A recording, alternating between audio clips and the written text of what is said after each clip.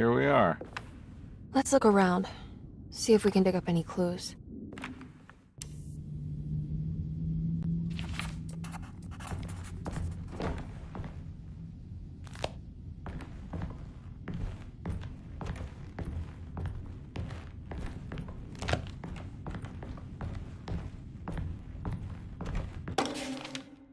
Every night the dark man stands opaque at the threshold of my room, counting the days until my spirit spills out of my tired shape.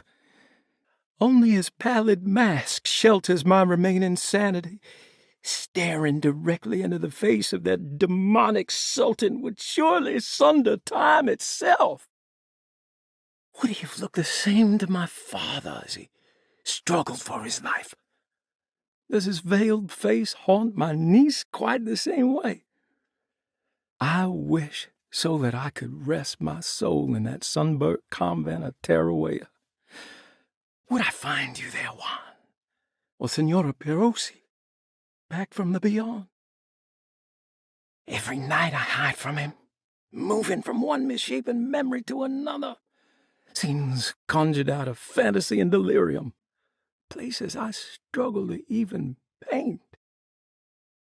I wish I understood your death, Senora. Is there anything I could do for you but bury you in that bleak necropolis?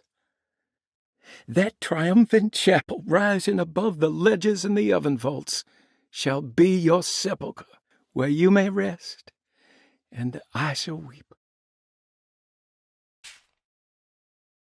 How did you first come to understand such things, Senora? How did you know that the battered boiler in the basement would lead me to Lafayette Cemetery? Or how the old upstairs clock, with its astronomical motifs, would take me to that hateful mound outside of Claremont Harbor? Those are my memories, my past. Is there perhaps a chance, if ever so small, for me to see Tarawea? Oh, I want that more than anything. Please, let my talisman take me there. Let me sit with Juan under his Bodhi tree. Despite having sold me that talisman, Miss Jackson, the voodoo priestess, revealed none of her secrets to me. That's why I had to travel to Tonka. Instead, she cruelly told Baptiste, my caretaker, that he would be betrayed and killed in the most awful way, that the one he loved would pierce his thigh with a sharp spear, and that he would be devoured by his own mother. What a terrible thing to say. The people of Deseto are becoming dangerous. They do not understand what they are doing. I must do something to stop them. I tried talking to Dr. Gray, but he confuses my worries. He's caught up in treating me. How can he expect evil to be cured with medicine and conversation? The orderlies, the housekeeper, and the patients are all deranged. They will call upon evil to enter this world. All will be lost. Everything. Unless I can find the clerk, Mr. Waite. He seems to be a clear-thinking man. Maybe Beauregard. The dark man offered me a prison, and I accepted. I signed that miscarried contract and entered the dark pact. Everyone is safe, except for me.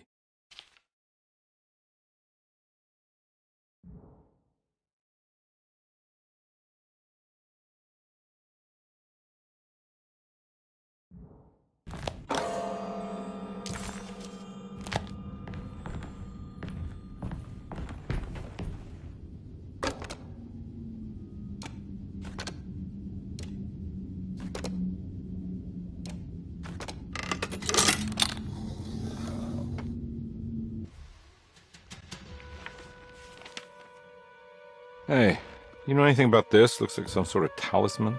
No, I don't. Oh, help me out here, will you?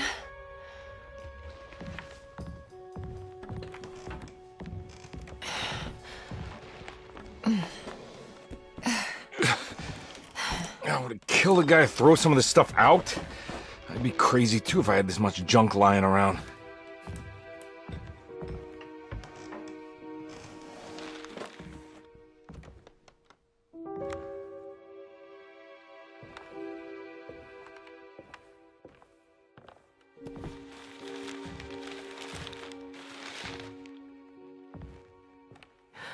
Oh, wow.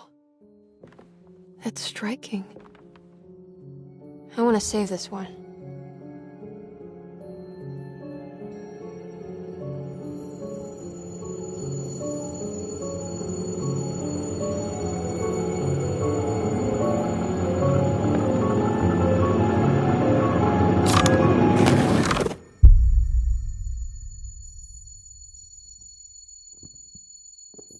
All right, come on. I want to go see Dr. Gray.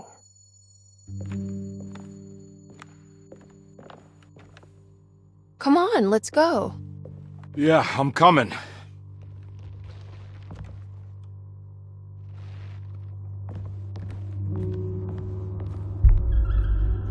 Miss Hartwood. Emily?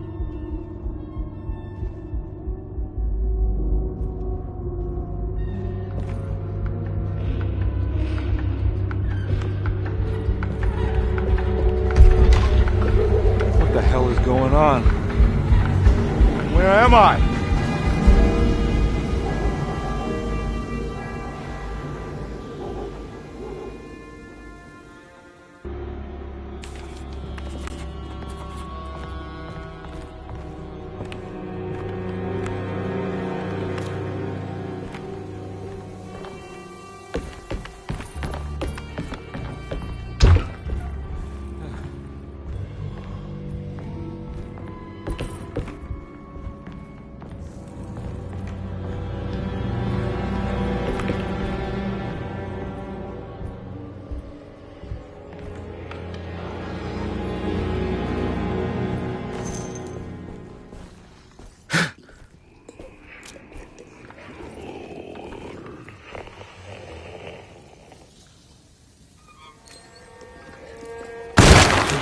Yeah.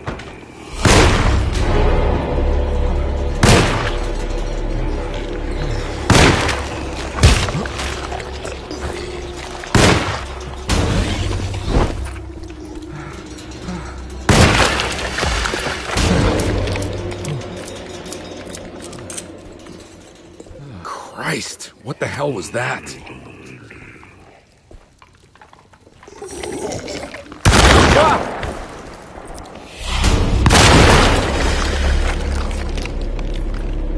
Ah! Need more bullets.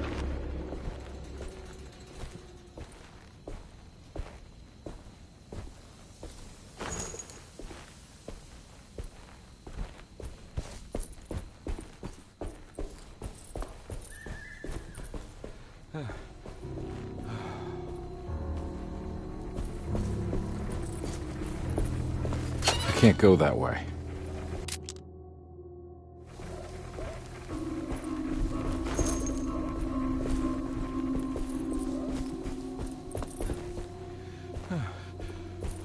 What the hell is going on?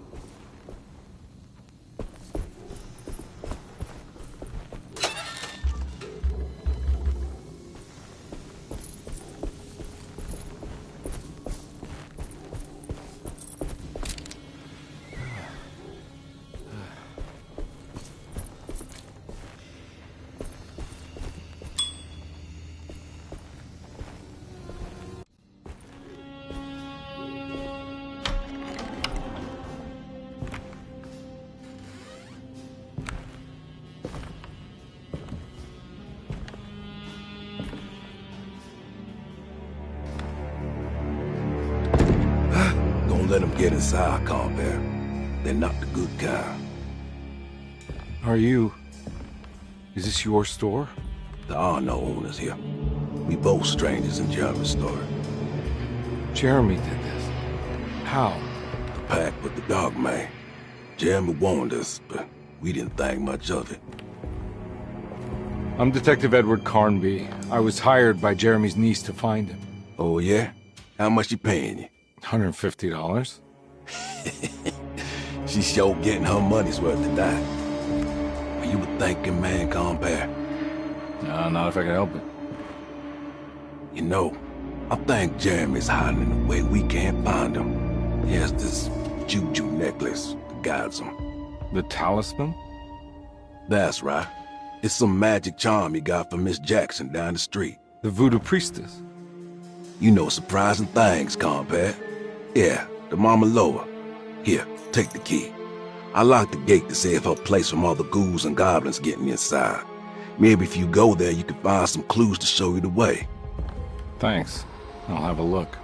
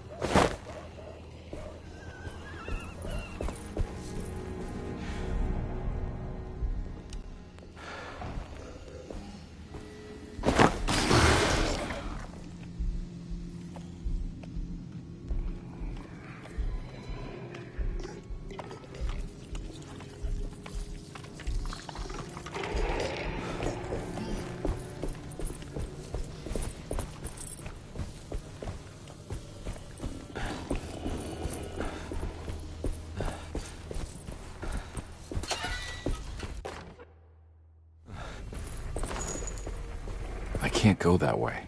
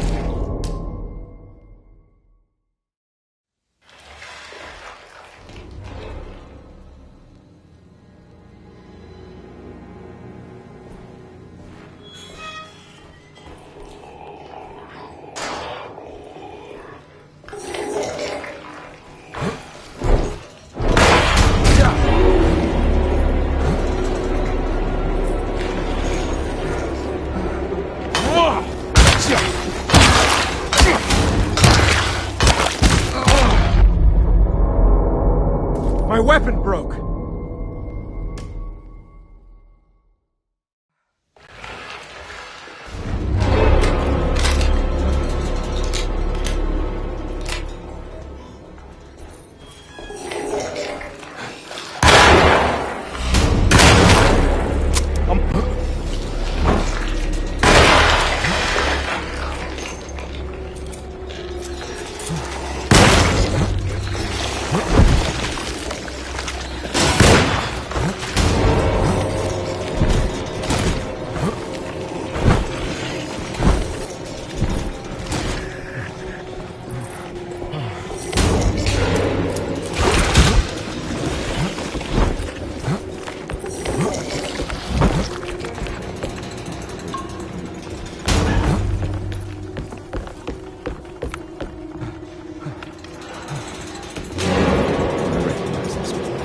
Miss Jackson's seance parlor.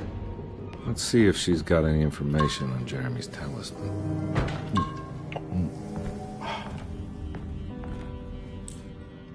It's the talisman, like the one in the painting.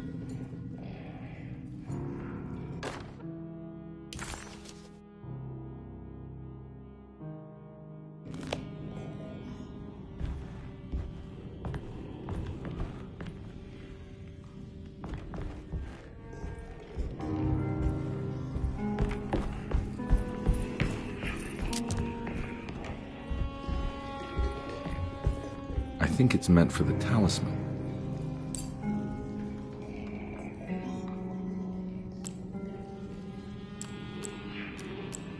I think it needs numbers, like coordinates. Maybe there's something in Jeremy's notes.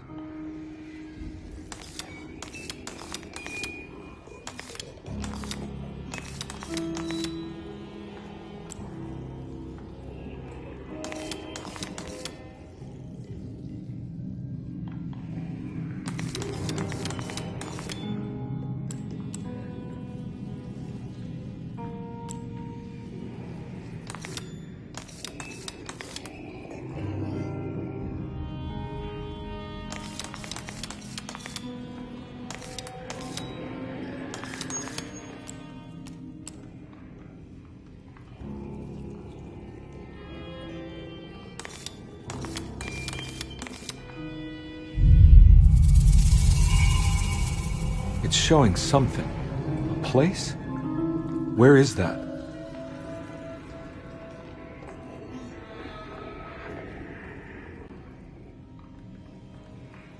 Huh.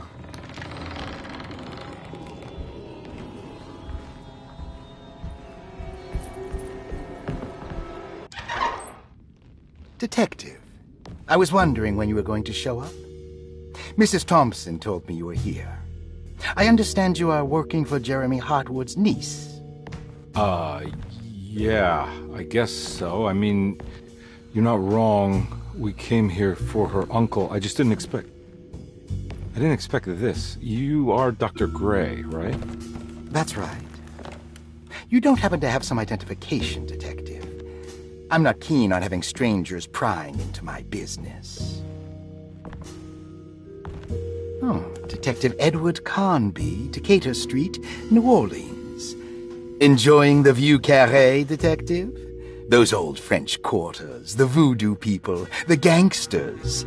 I'm sure you live an exciting life. Well, that's not quite like the stories, Doc. Just trying to make a living.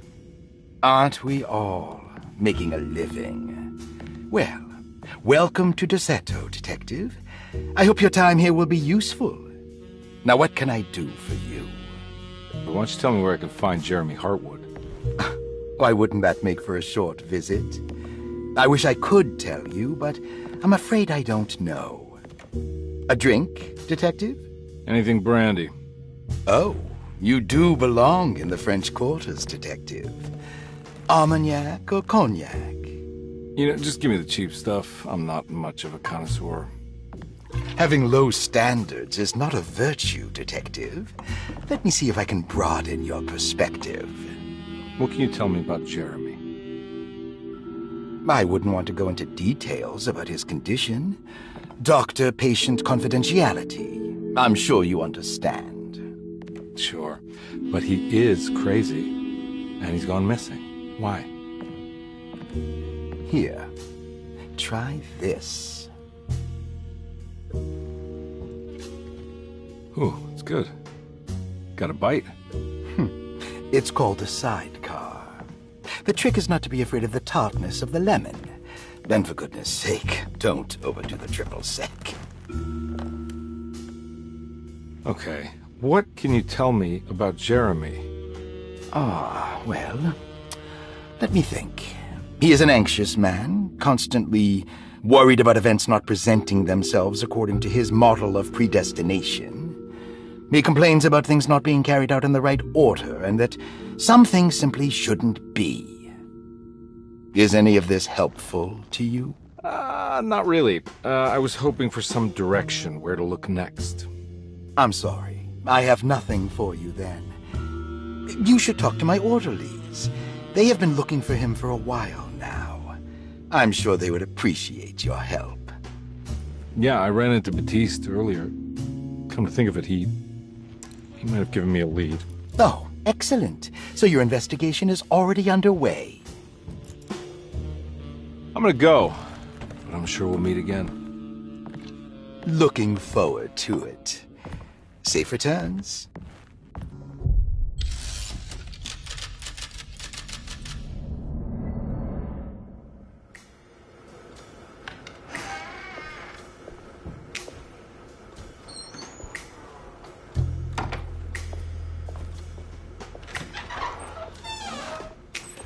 Detective Carnby,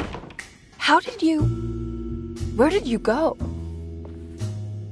I was just talking to Dr. Gray. You disappeared. No, it's not what you think. Have you found anything strange going on here? Yes. Everyone is being incredibly evasive and I can't figure out why. No, I mean something you can't explain. Paranormal, even. Detective, I really need you to get yourself together. I can't do this alone. Forget it. I'll figure it out. Do you want to come see Dr. Gray? No, I want to try something. With this talisman, I think I can follow Jeremy to the place he mentioned in the book. What was the name? Do you remember something Spanish? Tarawea. Yeah, that's where I need to go. Detective, are you gonna be all right? Yeah, of course. Go talk to Dr. Gray. We'll rendezvous later.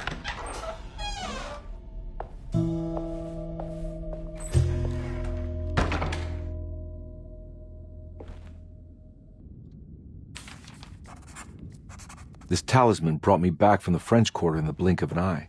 If Jeremy can travel so easily, then he could be hiding anywhere, even Tarawea. If he can do it, so can I. I just need to figure out how the talisman works.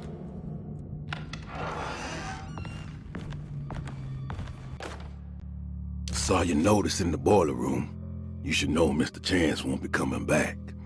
I got no business being...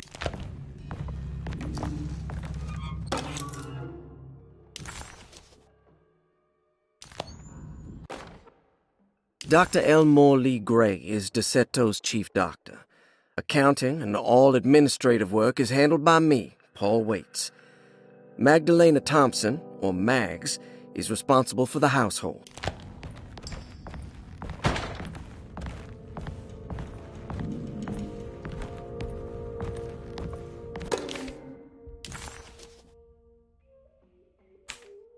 Cassandra Beauregard, the beloved author. Very exciting, isn't it? What do you want to put down for reason for admission? What her agent told us. Cassandra suffers from writer's block and needs to finish her moving picture script before the end of June. Mr. Chardot suggests Cassandra's heavy use of barbiturates is holding her back and risks ruining her career. And how should we summarize her personal history? Let's keep it short. Cassandra Beauregard is a beloved crime author who managed to pull herself out of poverty and into stardom. 5 years ago, she tried killing herself by jumping off a balcony. The incident left her a cripple, and now relies heavily on her wheelchair. And for diagnostic impressions? Cassandra suffers chronic back pain following her suicide attempt. She self-administers morphine to keep herself ambulant, but has become addicted, and the desired effect is now lost. The drug abuse clouds her mind, and she is unable to focus on real life. To save herself from this insight... Grace Saunders, 11 years old. Reason for admission? The mother insists on strict supervision by a proper gentleman to avoid further perversion of Grace's adolescence. Personal history? Grace's family possesses modest wealth and status. Her childhood seems ordinary, spending most of her time with private teachers and family friends. Grace's father recently passed away, leaving her mother the sole caregiver. And diagnostic impressions? Grace has trouble dealing with her father's death. She is willingly suppressing her feelings on the matter and isn't properly acknowledging the trauma she suffered. Any planned treatment? Grace needs nothing out of the ordinary. She simply needs parental guidance. Eventually, we can work on her feelings toward her father. Malcolm McCarthy, 54 years of age. Reason for admission? McCarthy admitted himself to DeSeto, stating simply that he needs some damn rest. And personal history? McCarthy claims he used to work as a lawyer in Baton Rouge, but says he can't go into details because of some legal dispute. His background remains largely a mystery, except for the occasional clue that he drops in conversation. Huh. And diagnostic impressions? McCarthy is an anxious man and an alcoholic. He often tells half-truths due to some deep-seated inability to trust other people. And how will you treat that?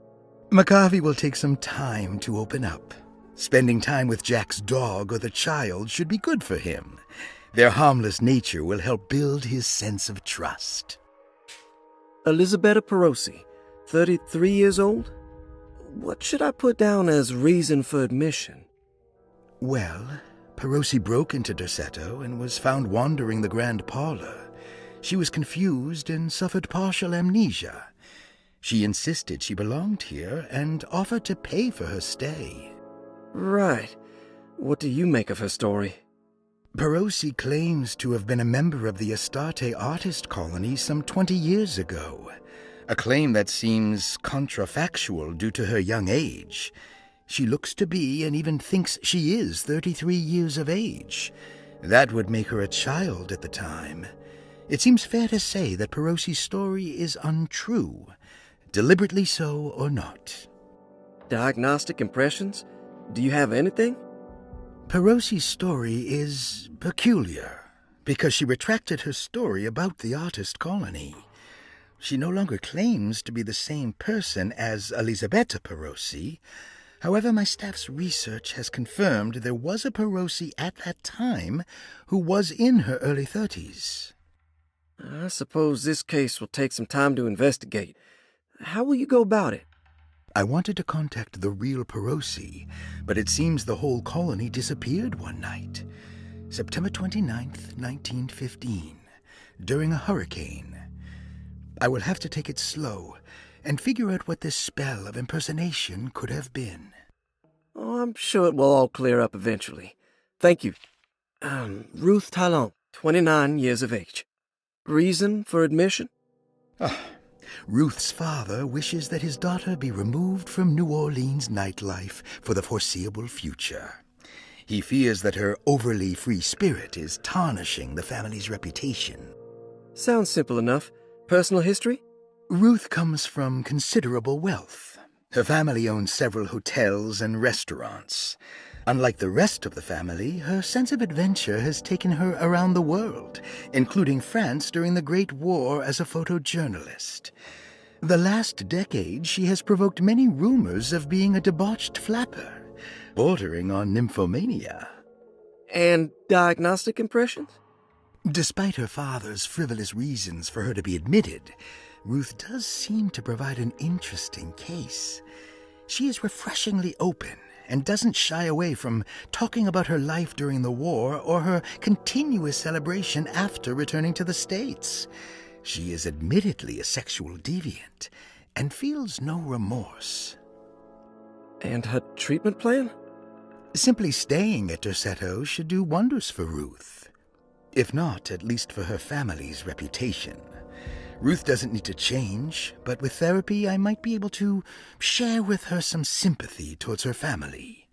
I doubt she will settle down and become as dull as the rest of them, but at least she might try to be more discreet in the future.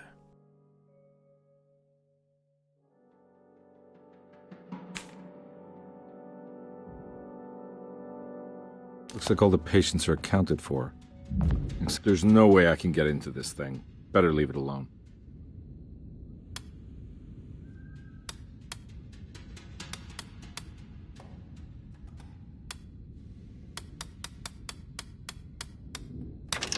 Hey, what do you know? I guessed the combination. Oh, Detective Carn.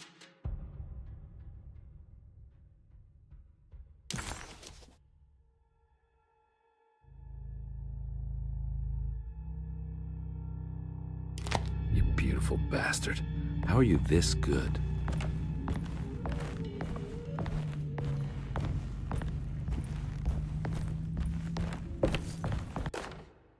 Paul, you're right about the plates on the boiler and the clock. They have been sabotaged, and I think I know who did it. They have something to do with Jeremy's episodes and how he seems to disappear at night. Right now, it's important that you keep an eye out for any of the pieces. I want to find out if I can repair the plates. Let me know if you find any of them. Lottie. Tell Lottie to take a look at the well in the kitchen garden.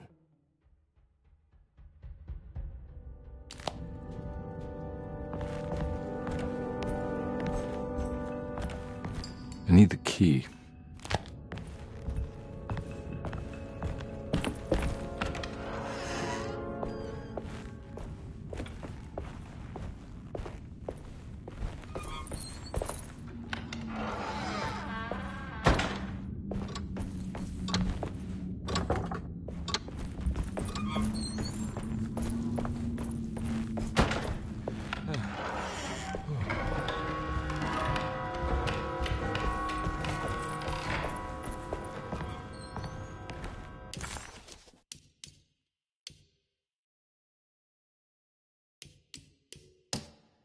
Comby, why am I hearing from Gloria Allen that you got some job at the loony bin? You better not be thinking of paying her off before me. I don't want to take you for a ride, so get me my money. I'll be at the Maccabean all night if you score some dough. Obed Morton.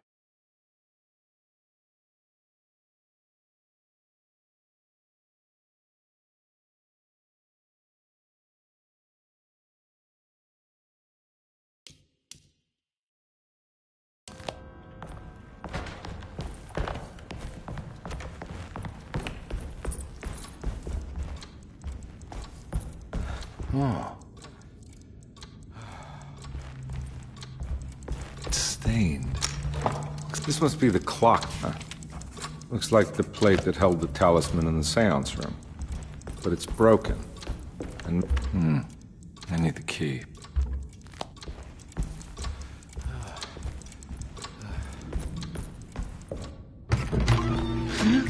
Yeah, sorry, Detective. Didn't mean to obstruct justice or anything. That's fine. You know, I'm kind of busy with my own case of a missing person. I was wondering if you seen Grace, girl about yay high? I can't say that I have. Why are you asking? I'm looking for her. Is she in trouble? No. She's just hiding somewhere. But we can't have a rascal like that running around unchecked at a time like this, you understand? Well, I haven't seen her. Well, let me know if you find her. I'll be around. I'll keep an eye out for your man, Jeremy. You scratch my back, Detective, and I'll scratch yours.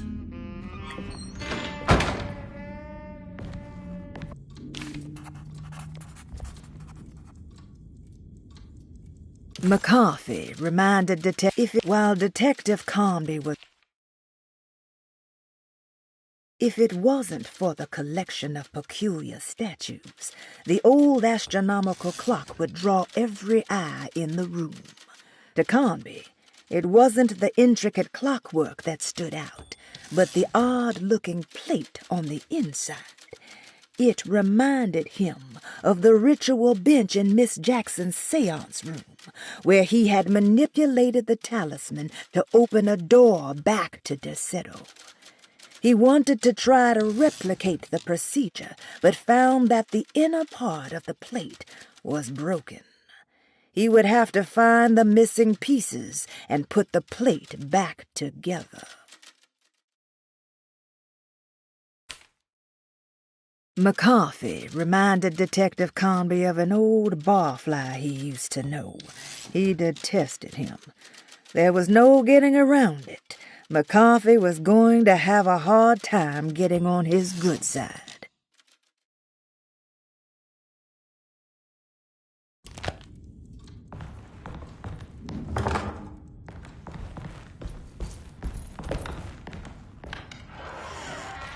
Looks like everything's back to normal here. Emily's here.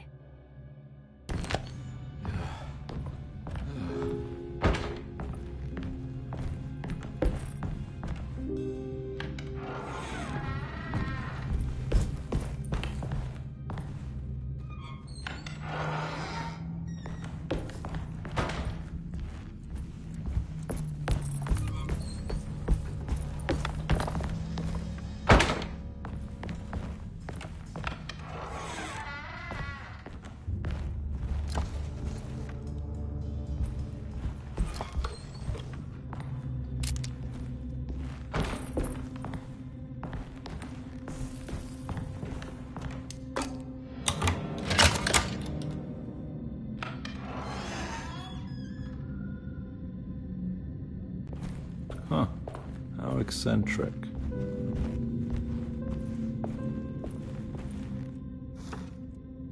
These paintings got some grim-looking rot on them.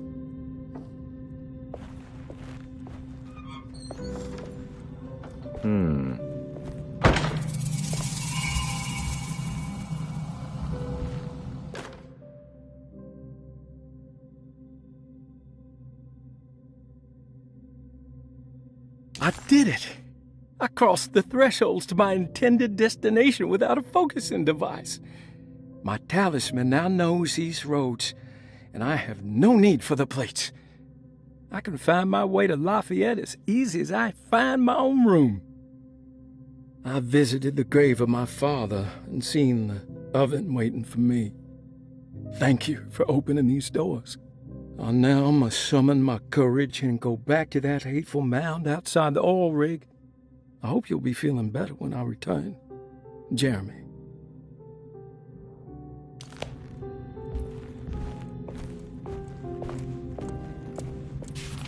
The Astarte Artist Colony. I remember hearing about their disappearance. Must have been 15 years or more now.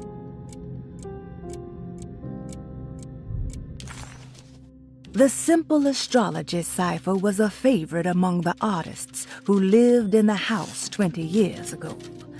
They easily turned into numbers when needed, but also acted as signatures for the members, as there were only 12 of them.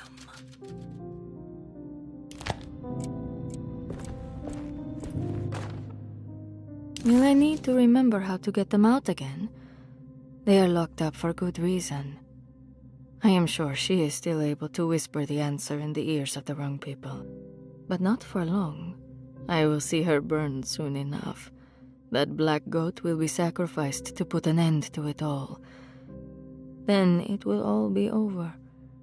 No more Derceto, and sadly, no Astarte. Those good pirates of Pontchartrain. May you still sail the lake, until you find the shores of Hali.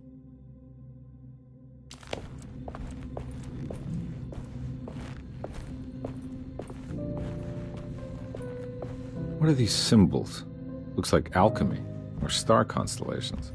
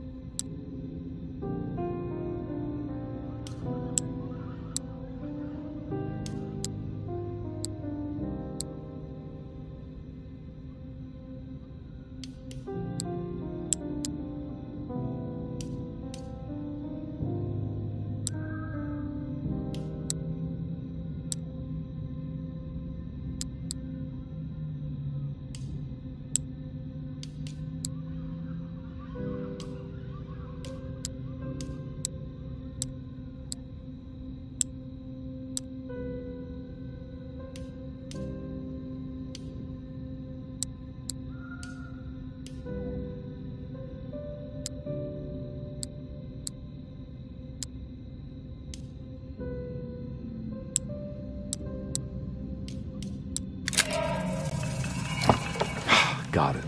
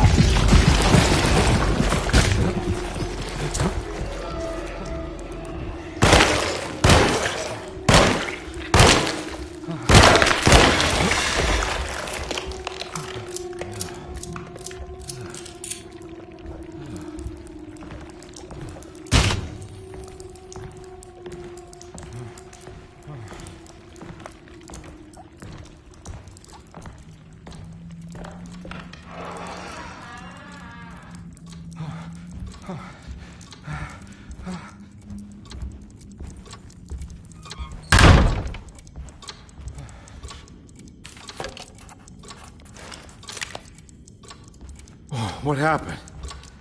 Everything's normal again? Right.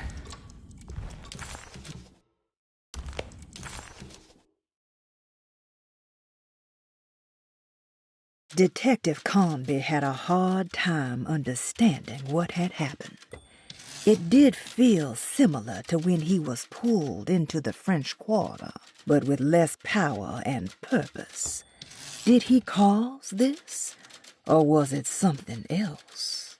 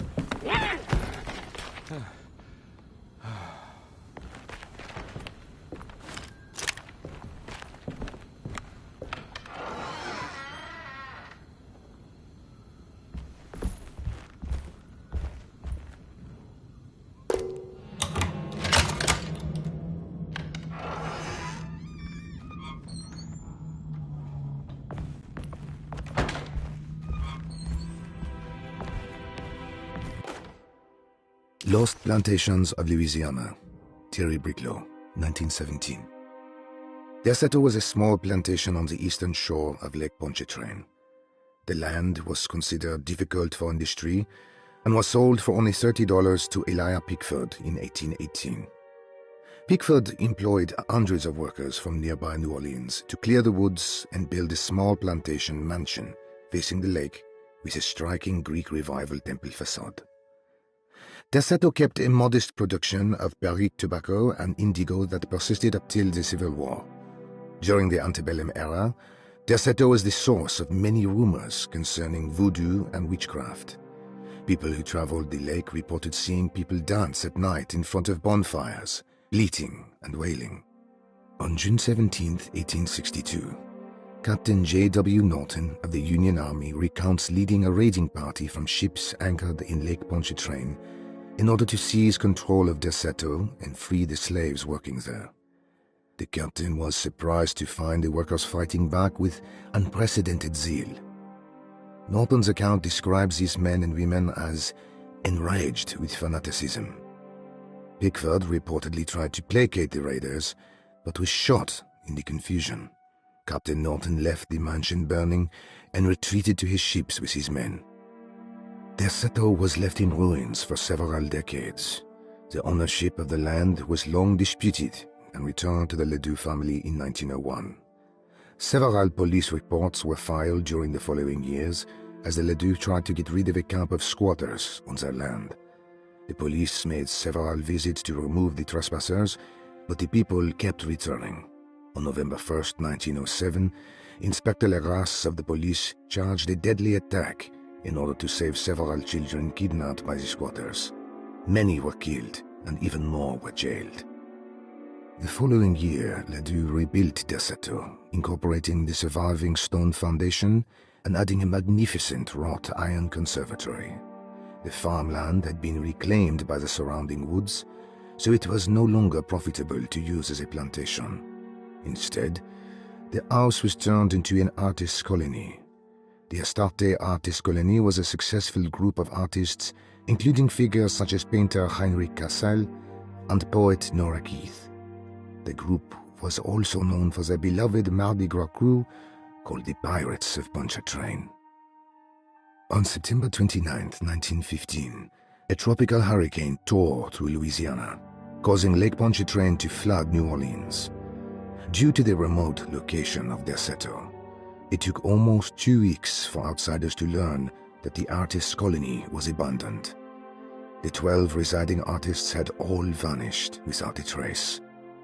The empty mansion of Derceto still stands on the shore of Lake Pontchartrain, with much of its temple facade intact. The Ledoux family currently has no intention of repairing the house.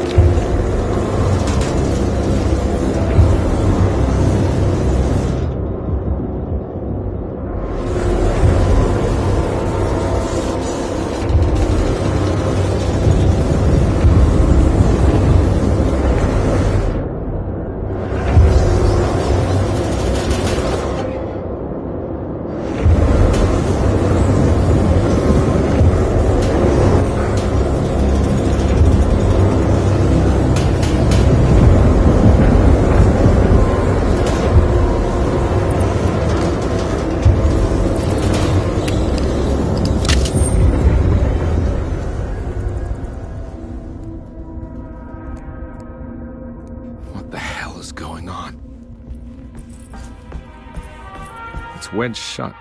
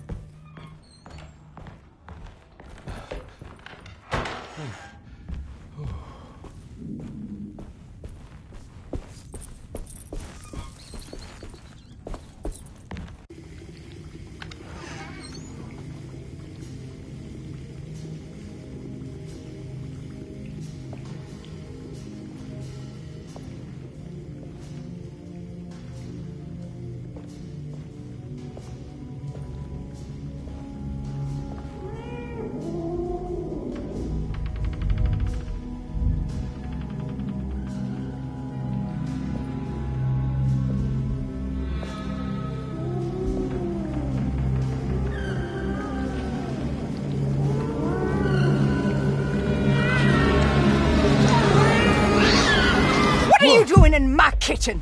I assure you. Oh, No, I'm sorry. I promise you. Mr. Hotwood is I was just nowhere looking near my for- kitchen, and neither should you be. Don't make me I didn't kick you mean out to- of this house. Sorry. Now get out! Yeah.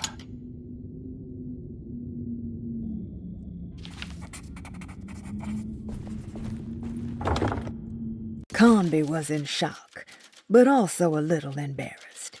The housekeeper was furious to find him searching through the kitchen and had run him out of the room.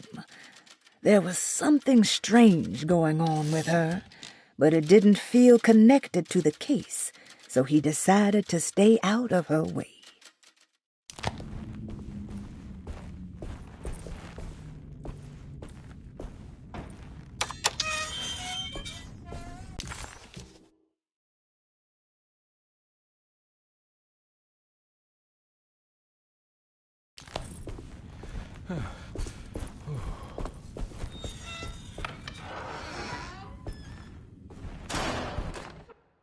You know, Mr. Waits, I saw a piece of the plate that Liza broke. I think she's been hiding them. She's not very good at it. She just chucked it into the little room with all the tools behind the boiler. I left it there. I didn't want to embarrass her by picking it up while she was looking. We went upstairs instead and played backgammon. I let her win, because she's so unhappy. The piece looked like the one on display in Cassandra's room. You know about that one already, right? Or is your eyesight really that fuzzy? I hope you don't feel bad about your glasses. You only look stupid when you squint. Maybe if you had more eyes, you would see these things. I wish you had all the eyes you needed. Your best... It's another plate for the talisman. It looked like any old boiler that Conby could think of ever seeing. The decorative plating on the side was clearly an addendum, something that had been attached to the thing after being installed. It reminded him of the ritual bench in Miss Jackson's place. If it was anything like it, Conby figured it should allow him to open up a door to another world. He just needed to find the missing pieces and mend the broken plate. Like the other one, it's broken and missing some pieces.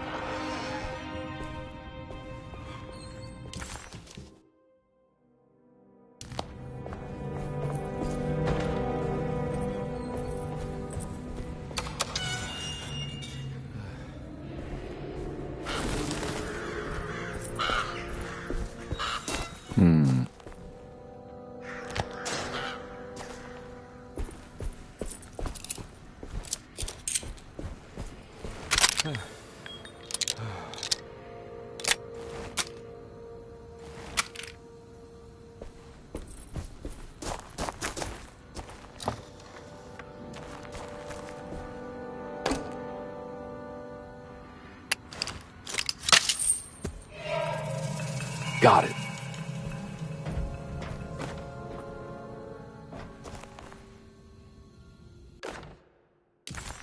Hey.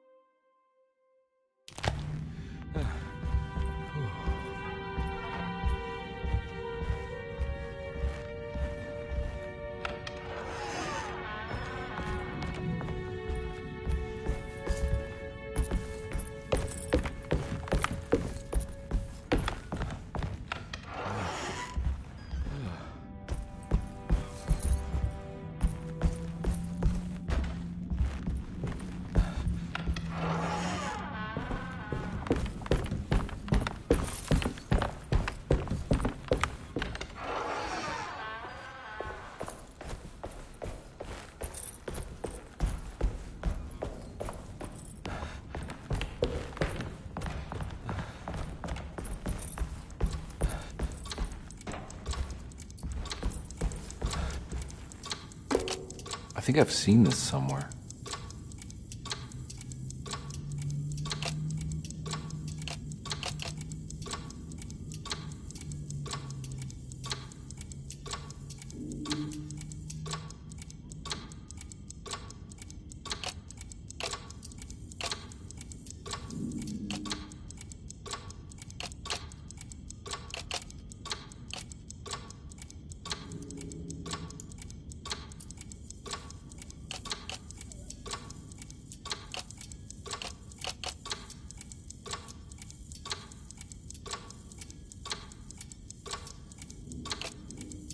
There was something in the commonplace book about this.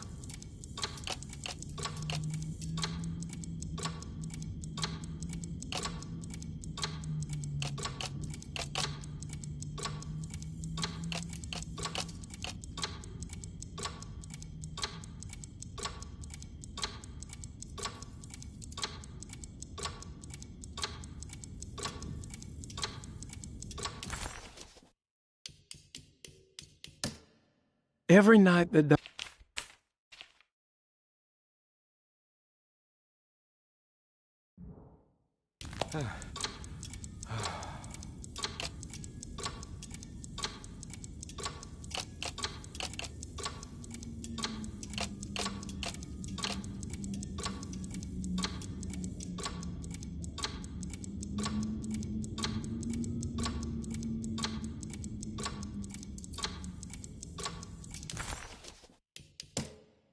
every night the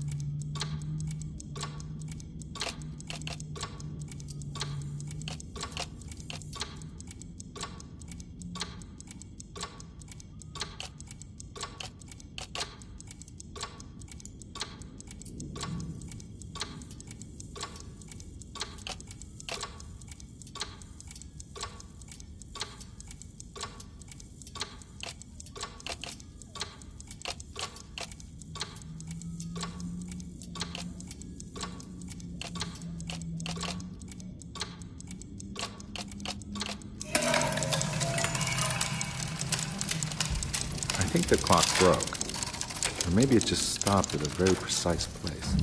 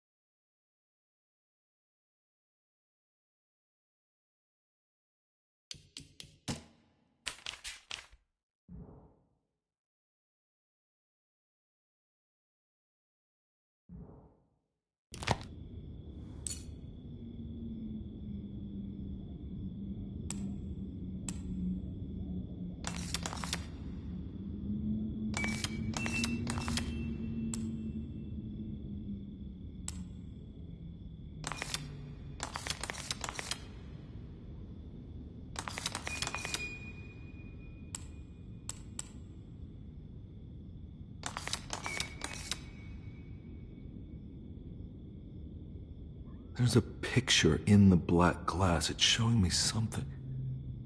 It's the hallway outside Jeremy's room.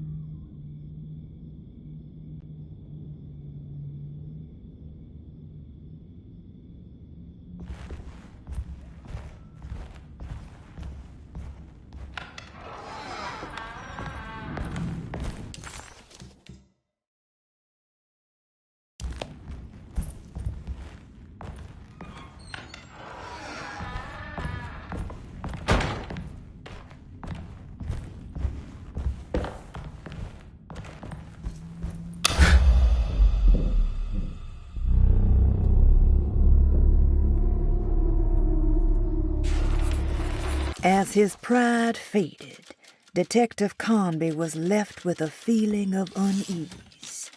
He had successfully managed to enter a whole new world. How could this be? And why did he accept this so readily? One thing was clear. There were no answers to be found by standing around questioning reality.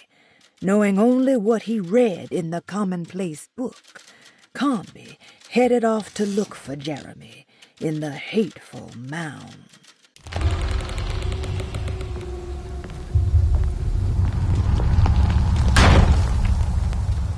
Huh. I made it. I entered another one of Jeremy's memories.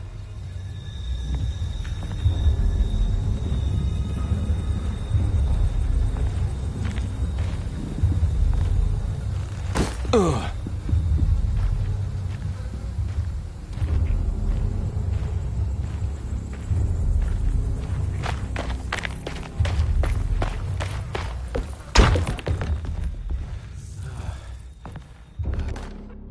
May 1923, Monday.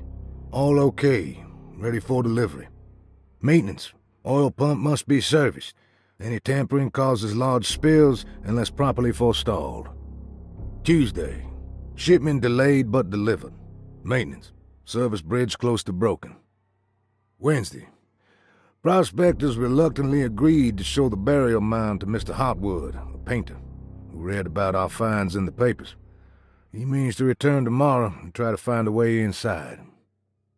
Thursday. Mr. Hotwood's efforts delayed. The workers seemed nervous about his presence. Hotwood promised not to return to the compound. Instead, he has taken up an offer by L'Officier, the riverboat captain, who means to pilot him to the site tomorrow morning. Hopefully that's the end. Work can resume. Maintenance. The bridge from the oil tower to the bayou has collapsed. Sabotage suspected. This is the devil that guides us now. Huh.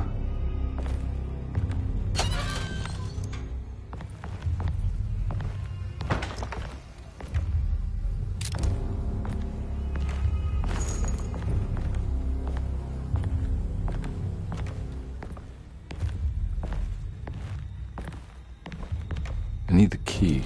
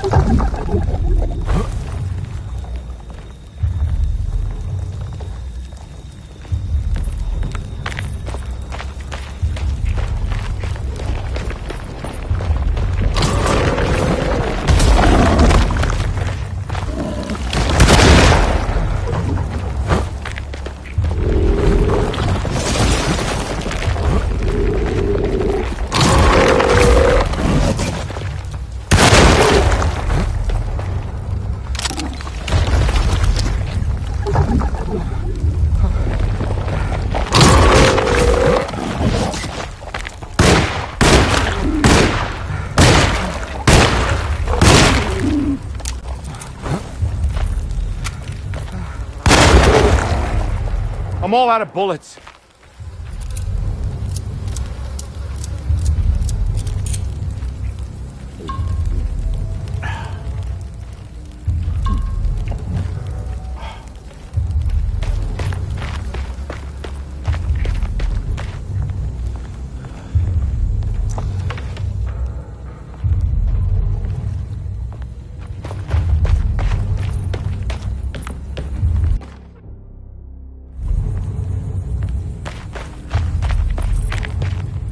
Looks pretty weak.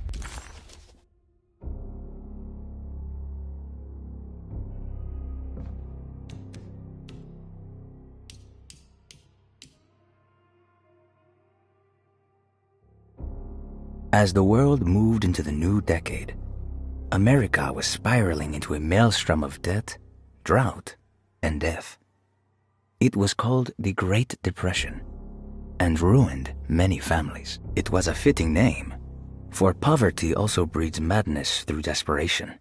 Jeremy was of course no such victim, for he already witnessed the darkness within.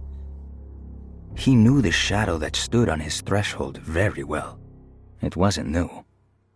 It was something that had always been with him.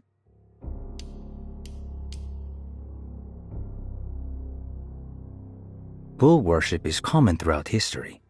For Christians, this can be seen in Exodus when the Israelites turned to worship a golden calf in Moses' absence. This passage shows the people falling back to the worship witnessed in Egypt, known as the Hapes bull. Another famous example is the Minoans on the island of Crete. Their worship of the bull gave rise to the myth of the Minotaurus, the half-man, half-bull monster that reigned the labyrinth. But for this particular case, I think I should tell you about the deity Astarte that brought the Taurus constellation to life to attack Gilgamesh. Even for a mythical hero, this celestial bull would prove difficult to defeat. Only by distracting the bull with a golden sail was Gilgamesh able to pierce an eye with the spear, which bled the bull to death. The sign resembles a blessing, save that the first and little fingers are both folded beneath the thumb, whilst the second and third fingers are held up. This dark blessing is said to protect against evil, much like the sign of the horns, which is quite similar, but has a reverse schema. The truth is that the dark blessing is a sign of submission, a complete capitulation to our lesser selves. The sign only protects from evil in the sense that you become a part of it.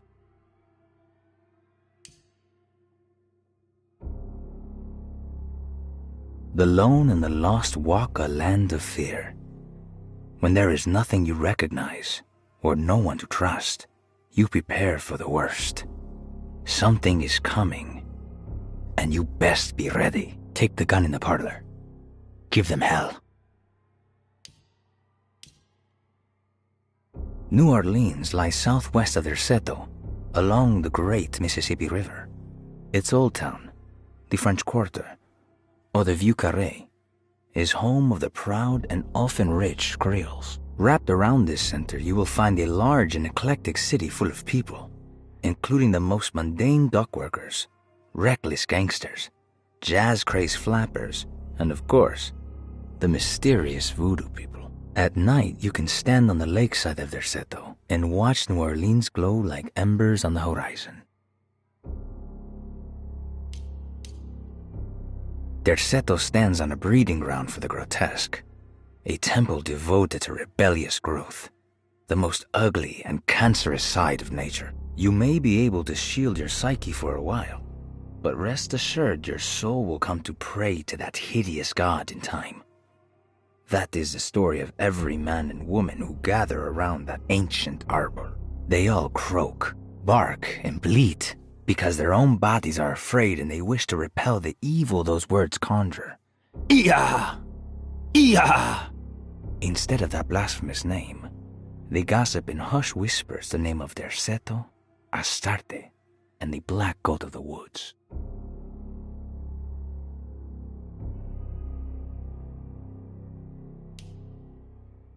The artist spent a lot of time boating on the vast lake Pontchartrain.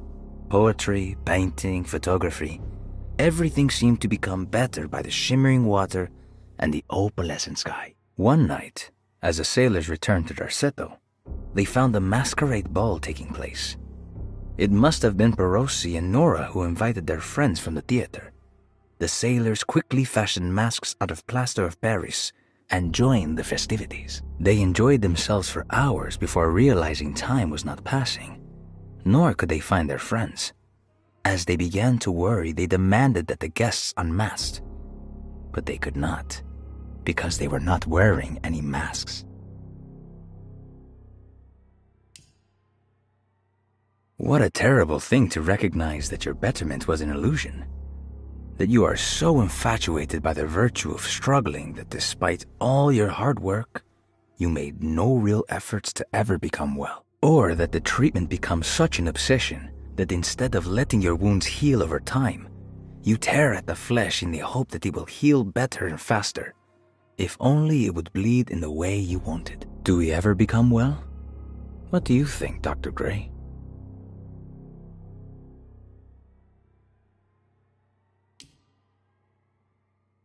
I just need something to break it.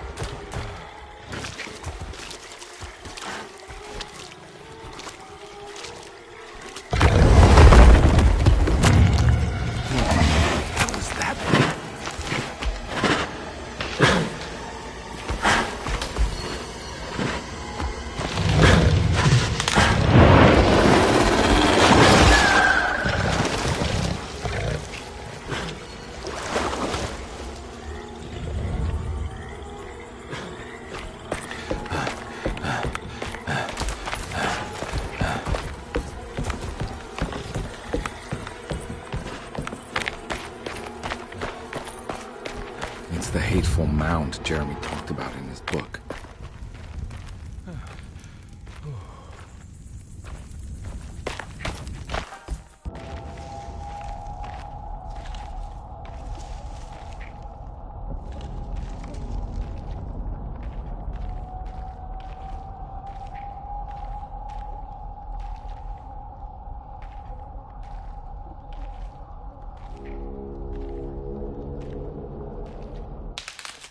Don't come any closer.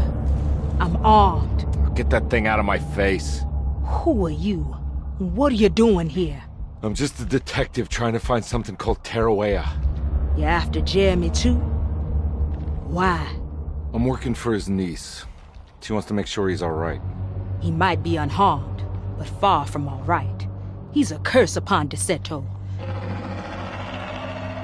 Here we go again. Quiet.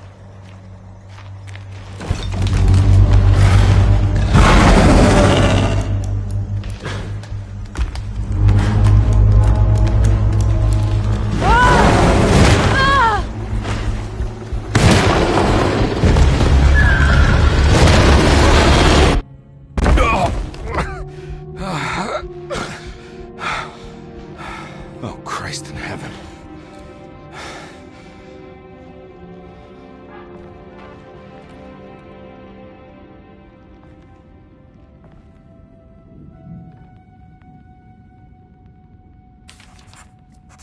It was a bust. The oil rig and the hateful mound led him nowhere closer to finding Jeremy. Conby was sure he had struck gold when he found Jeremy's bag, but it was just a trap set by Lottie, another of Deseto's orderlies. Things got out of hand real quick, but somehow Conby managed to find his way back to Deseto none the wiser. At least it was one item off his list. Now he had to figure out what to do with the boiler.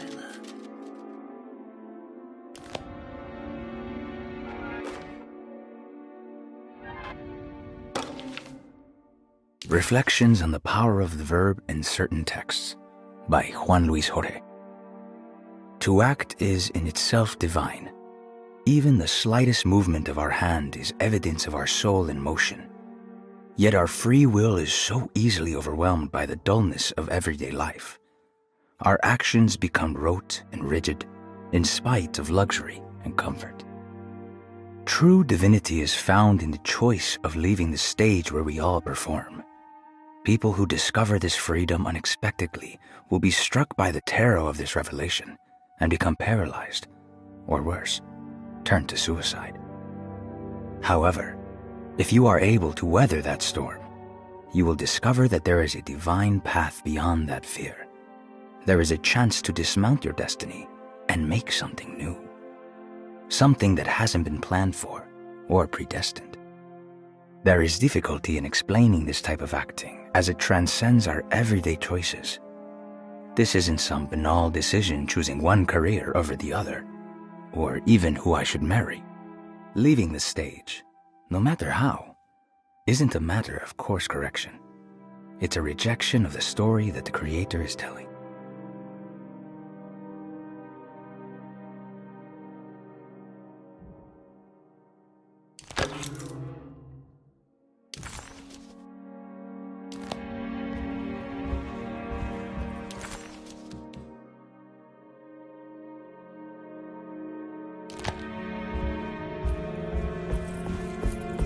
It's wedged shut. It worked.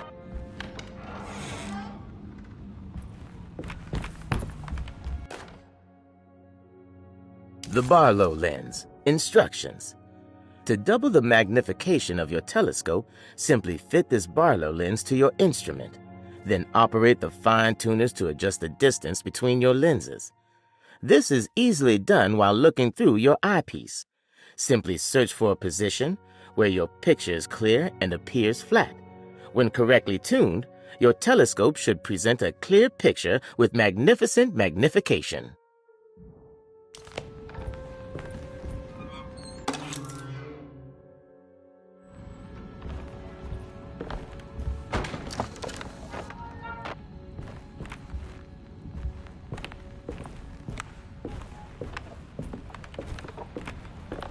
I don't think I have everything I need.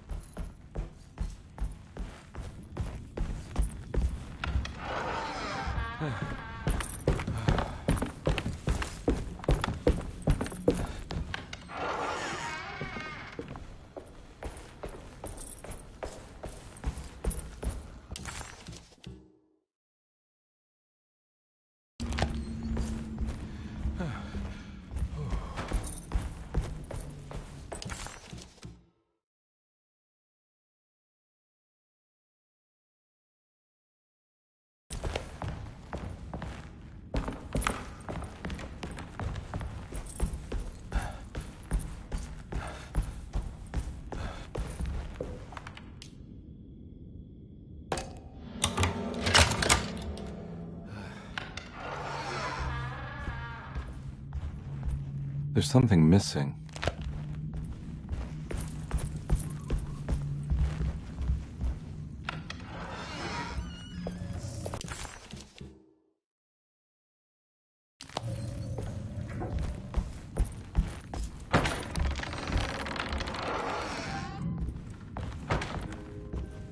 This must be that kid's room. Don't you worry, Grace. Go play your game, bleat and bellow with the others. I won't be jealous. There will be more masquerades. However, I would love it if you would finish my mask for the feast. With love, Ruth. Why does she seem so familiar?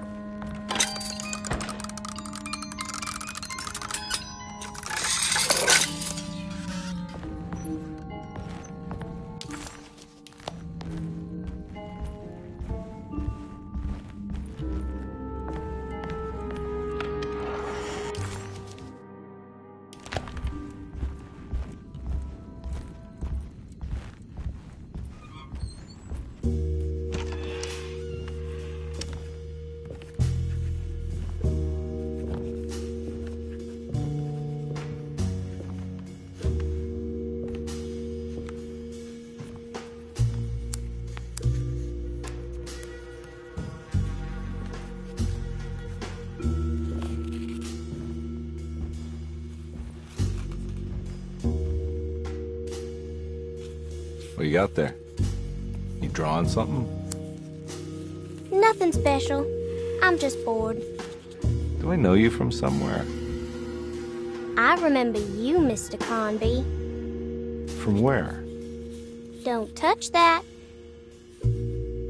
Cassandra wouldn't like it. She wouldn't like it at all. Do you know where she is? I'd rather not talk about it. It makes me upset. Besides, she'll be back after the Feast of St. John. You think? Yup. It's all on the page, Mr. Conby. And many of them that sleep in the dust of the earth shall awake, some to everlasting life, and some to shame and everlasting contempt. All right. I'm gonna go now, if that's okay. I don't like to stay too long in the same place. Mr. McCoffey might find me. Hey. Is he mean to you? Not everyone needs to be saved, Mr. Conby. You should know that by now.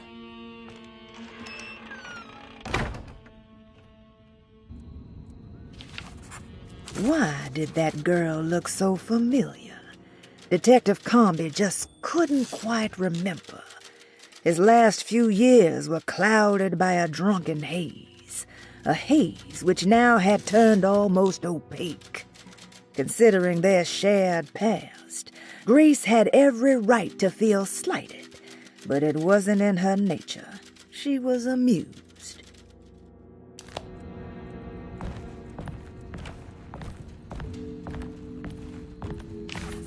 There's more. So this is where Cassandra Beauregard ended up.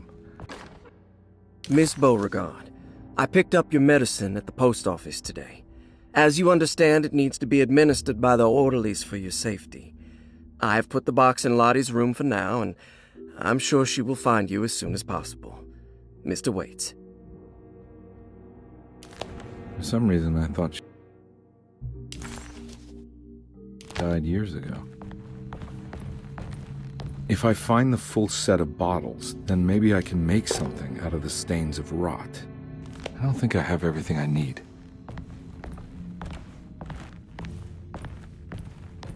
It's another one of those strange padlocks.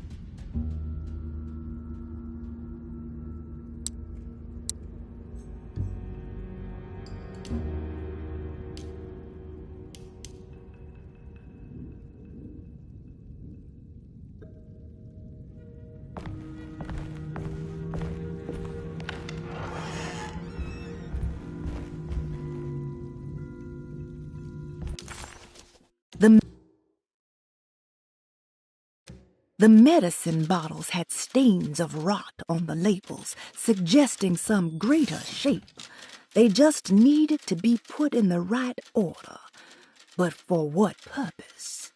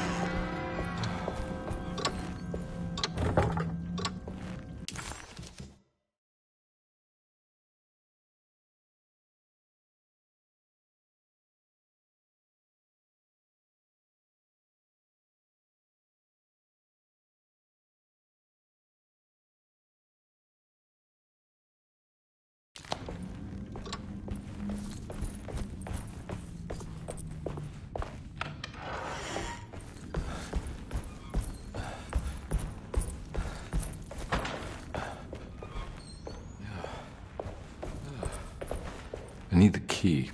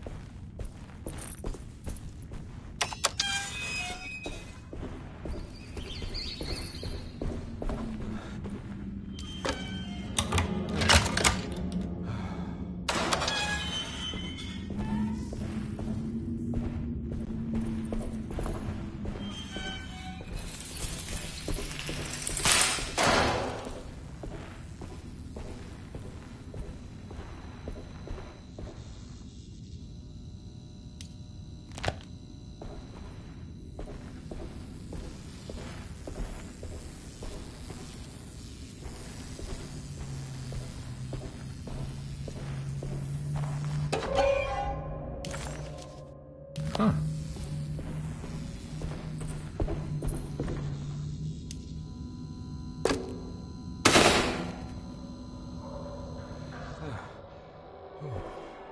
It worked.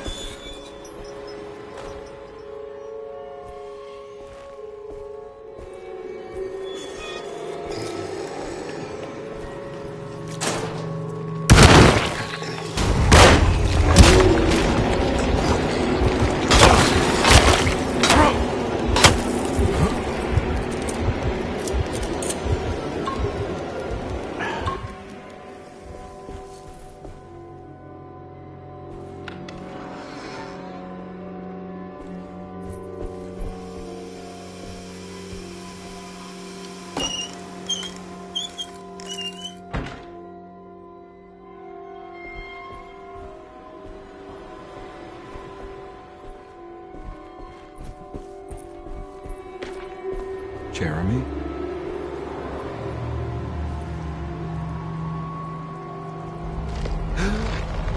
What the hell is going on?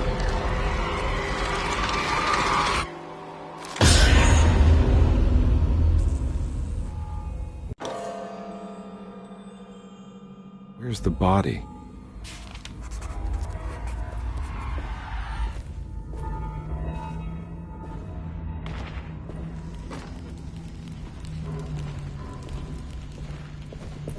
It's stained.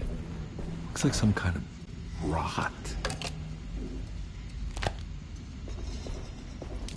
Conby didn't know what to make of the grotesque vision of the dead clerk. Was he dead, or was it all fiction?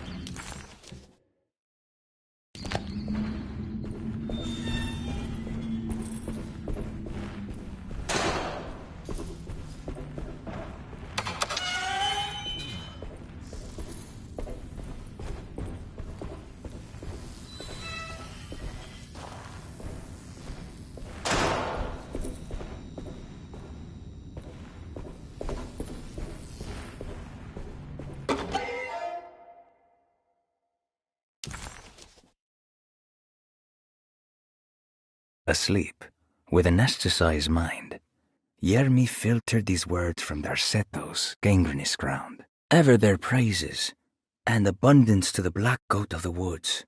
Hear us, mother, and take pity on us. Accept our sacrifice, and judge our worth. Ja, Shubnigrath.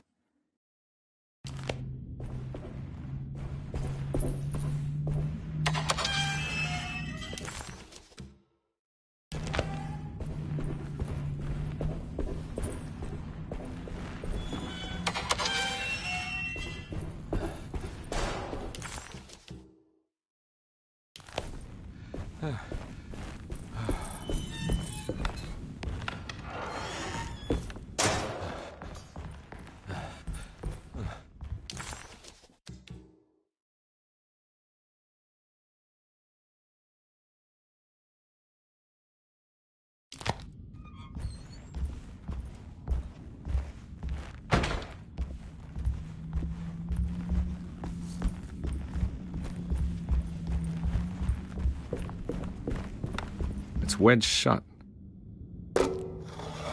It worked.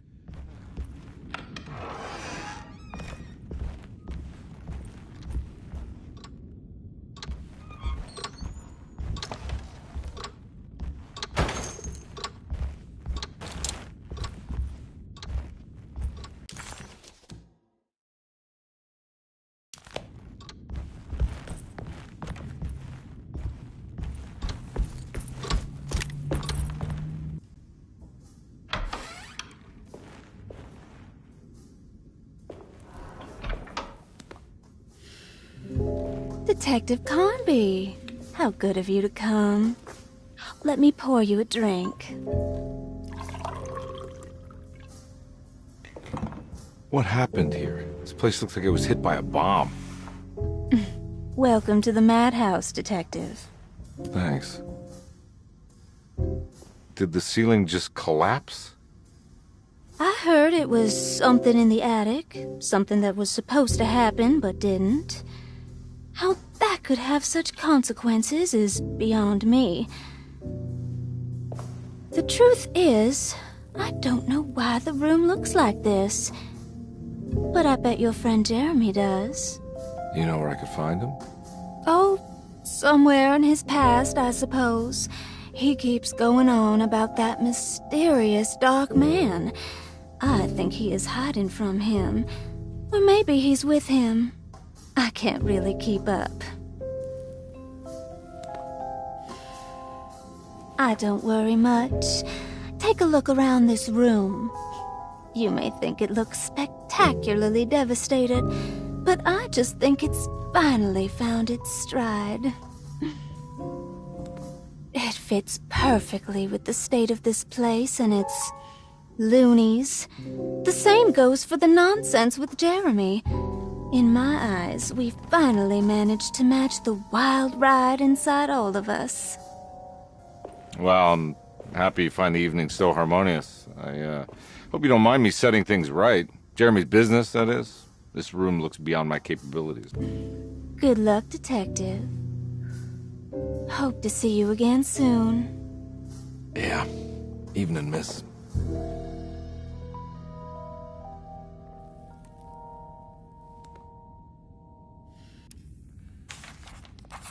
Ruth seemed like a handful.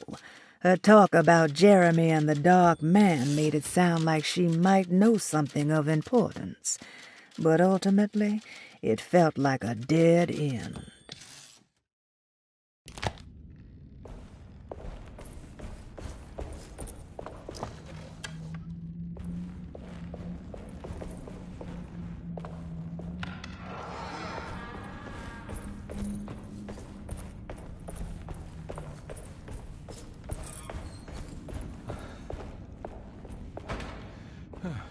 Can I get some more of that whiskey?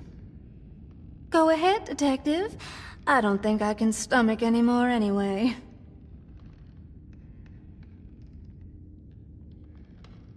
Am I bothering you? On the contrary, Detective, I enjoy watching professionals at work. Well, I better get going. Bye now, Detective.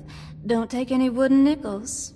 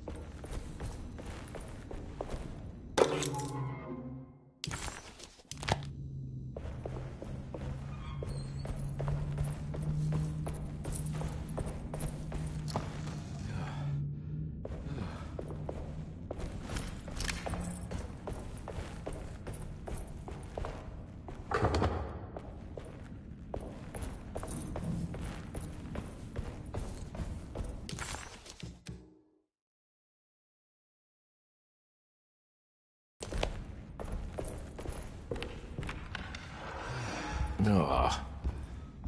There's more of that aggressive rot.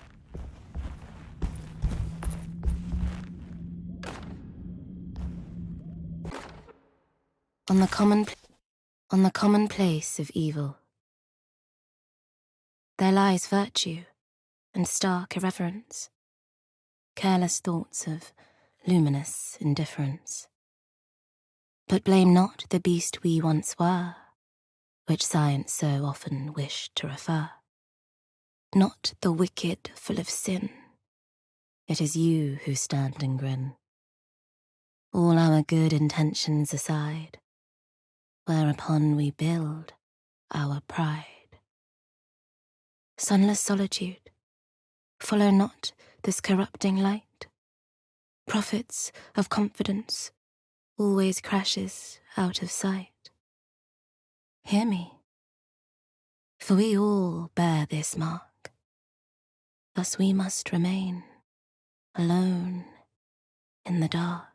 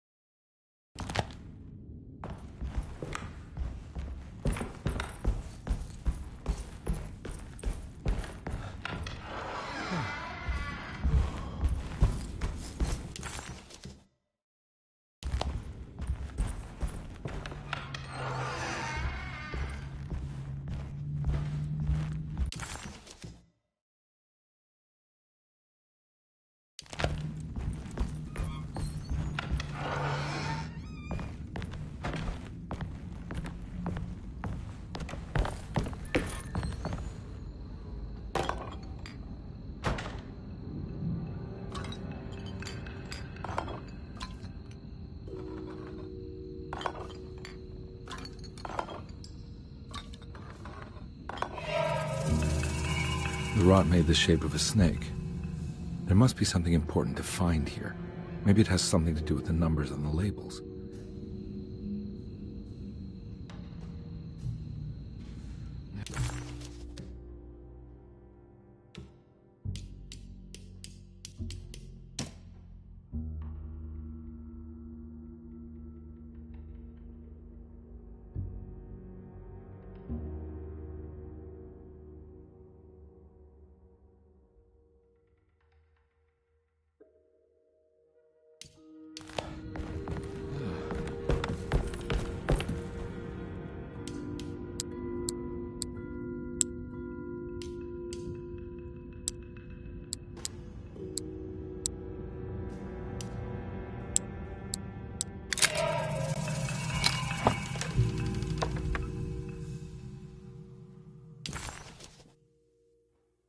It's another piece of broken plate.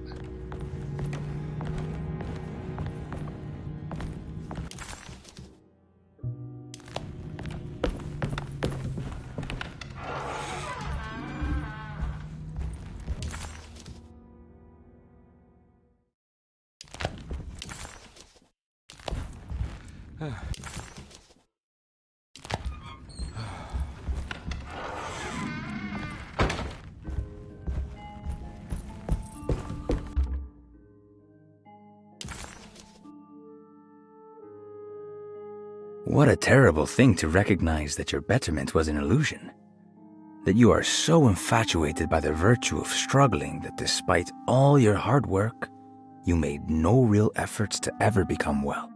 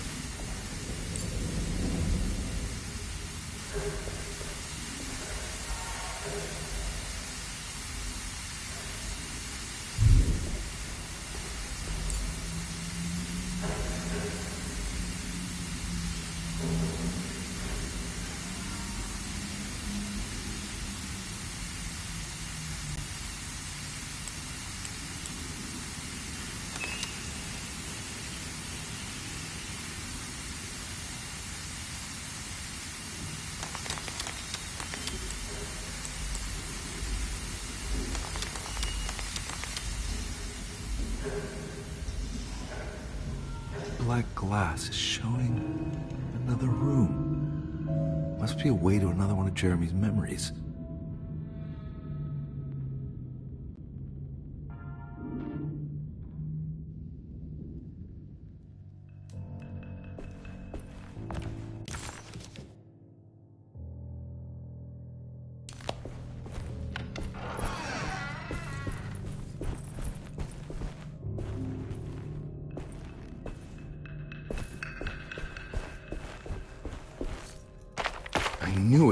I knew it would work. You're getting good at this, Carnby. The odious stench of a flooded cemetery caught him off guard. It was one of the many things that clued Detective Carnby in on that this place wasn't the real thing. This was some nightmarish surrogate, patched together by Jeremy's tattered memories. This is why we bury above ground, he thought, and set off to find the chapel that Jeremy had mentioned. Maybe a little too good at this.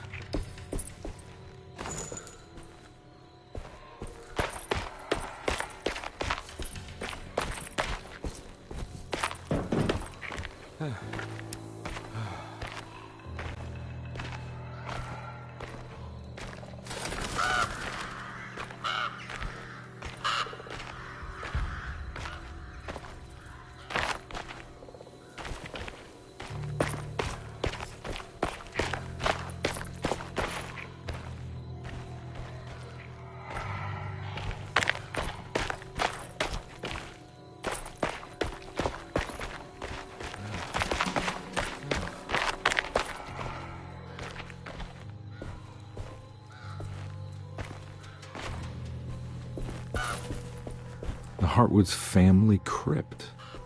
Emily's family must have deeper roots in New Orleans than I thought. I figured she was a Yankee like me.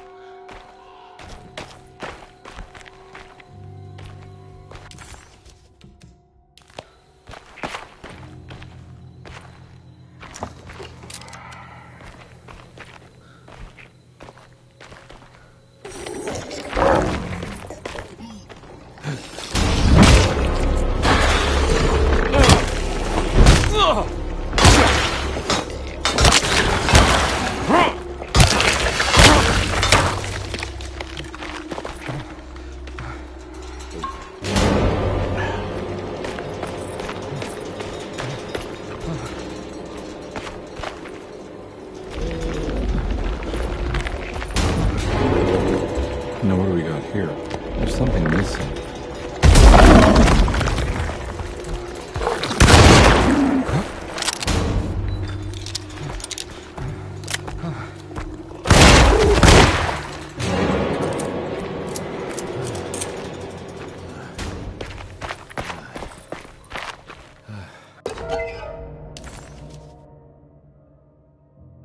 What's this?